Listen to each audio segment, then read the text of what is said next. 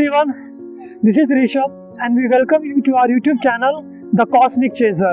First of all, a very happy new year to all our subscribers. May Lord Krishna bless you with all happiness and love. So today's topic is going to be a very interesting one as we will discuss why Pluto is not considered to be a planet.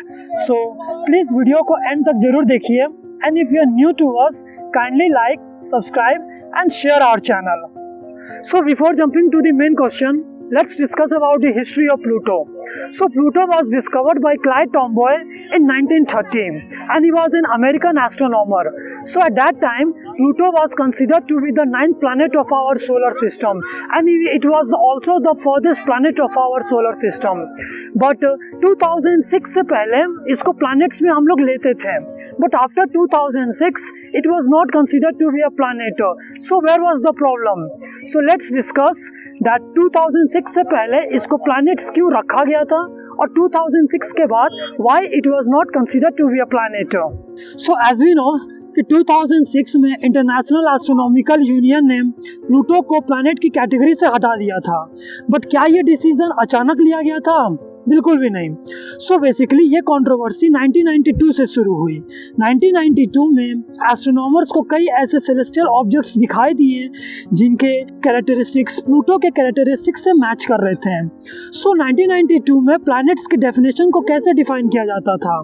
So according to then planet की definition कुछ यूँ हुआ करती थी कि कोई भी celestial object जिसका एक ऑर्बिट हो सूरज के चारों तरफ चक्कर लगाने का, वो स्फेरिकल शेप में हो और उस प्लैनेट का अपना कोई मून हो या ना हो, वो ज़्यादा इम्पोर्टेंट नहीं था.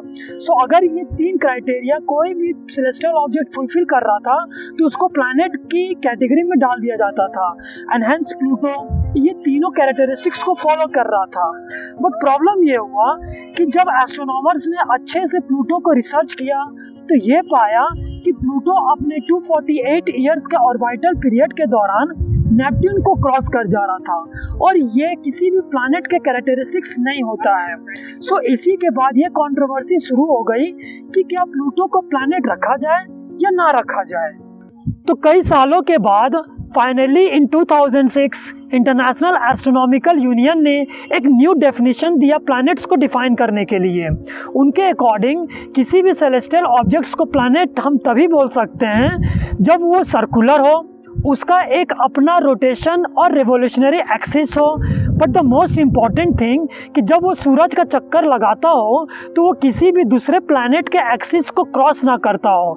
अगर ये तीनों क्राइटेरिया कोई भी सेलेस्टियल ऑब्जेक्ट फॉलो कर रहा है तो उसको हम प्लैनेट की कैटेगरी में ला देते हैं.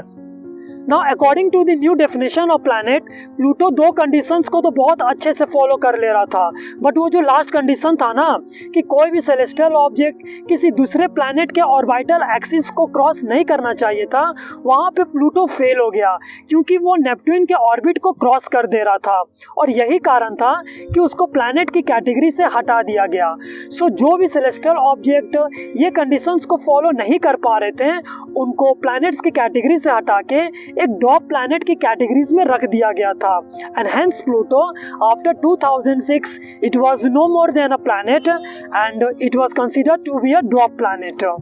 सो that's the end of the video guys and I hope आपको वीडियो काफ़ी अच्छा लगा होगा. And if you are new to us, kindly like, subscribe and share our channel.